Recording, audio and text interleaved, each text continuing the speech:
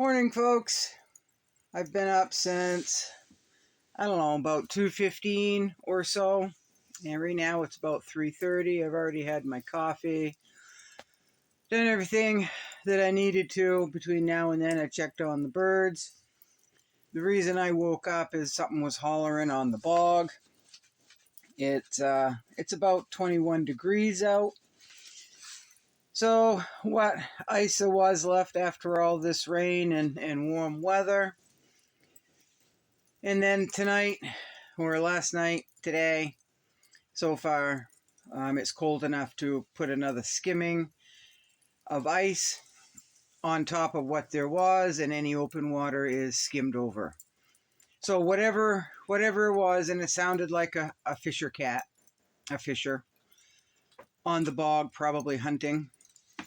So that was pretty close to the house, probably, I don't know, within a few hundred yards. So that woke me up anyway, because it's very still, it's cool out, so any sounds carry, right, when it's cold. So I am sitting in front of my wood stove. I've got the door open.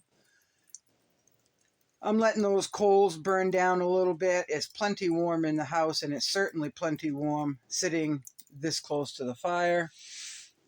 But there's been some questions. I know, Regina Carroll, you've had some questions about burning wood. So I'll, here and there today, I'll jump in front of the camera and explain a little bit more about my wood. Right now, I'm going to focus on my wood stove. This is I don't even know what it is, New Englander, I guess. It's called a smart stove because you can set the damper to automatically adjust, which I do not trust and I have never used, so that's off. It does have a fan that'll blow the hot air around the house, but where I live without electricity, it's never been used. I know it works because every once in a while I will plug it in to make sure it's still turning and everything is fine, but no, I don't ever use that. Anything automatic like that when it comes to fire or safety or hazards, I just don't trust it. I trust myself more to pay attention, right? So this is, I'm going to say, a small to medium stove. I live in a 20 by 24 house. It is open ceiling, so it's cathedral. I have one part that actually has a floor, and that's over my bathroom and pantry area, and that is used for storage. So, but the rest of the house is open, so that means that any heat that comes from the stove goes up to the inside roof, the ceiling here, and as it gets hotter and hotter, the hot air sinks. So an open ceiling is really good for summers because the heat will rise and keeping the ground temperature cooler, but in the winter, the heat rises and it takes longer for that heat to come down to floor level.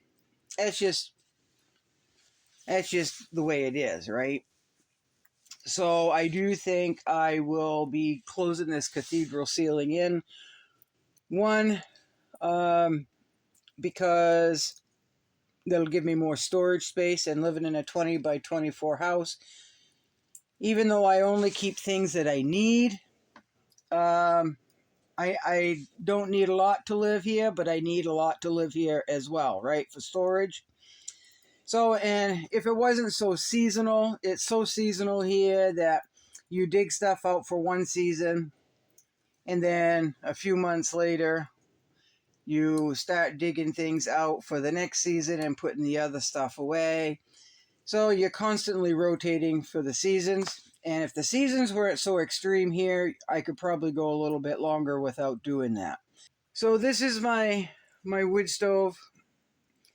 It needs some work, and I've got everything for it. I've got a new door gasket. which has never been replaced, and it's like, I don't know, 10 years old for this stove. It came with this stove. So that should be replaced. I've got all the bricks, the fire bricks for inside the stove to replace all of those. Have not done that yet.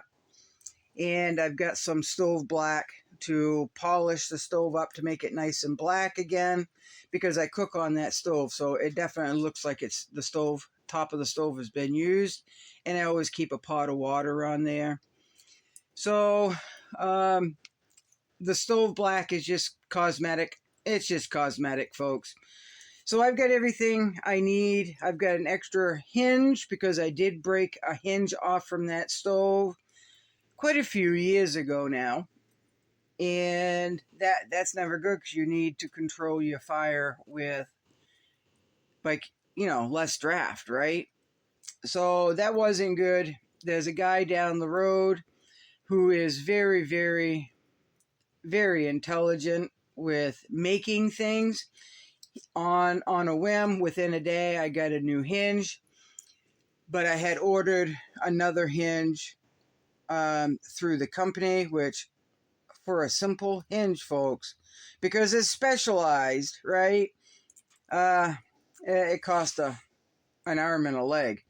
But I've got an extra hinge, and what happened is I opened the door and I dropped a stick of wood on the stove door, and it cracked that hinge, and then it was the top hinge too, right, of all things. So I've got everything I need to maintain the stove. It's just I didn't get to it before winter. So those bricks are fine. They're cracked in the back. What causes that is when you put wood in there. And even though you try not to shove the wood in there so it hits the back of the stove very hard, it is a firebox. It does get hot, and nothing lasts forever, right? So it's basic wear and tear. So if nothing else, I need to replace the back fire bricks, but I got enough fire bricks to replace them all. The ones that are still good will be used as backup, but I can't do any of that when there's been a fire in there. The fire bricks hold heat for a very long time, so I've either got to have a few days where I haven't had a fire, and I can't see that happening here in the wintertime. So all that's just got to be done. That's just regular maintenance. So I just had my chimney replaced not too long ago, and when he took it down, there was a little creosote built up. It was flaky. It wasn't tar or anything. So that's good. That's good. And that was caused by last winter's firewood. We had such a wet season, folks, that everyone had trouble with the firewood getting dry. Seasoning it is what we call it, because it just never stopped raining.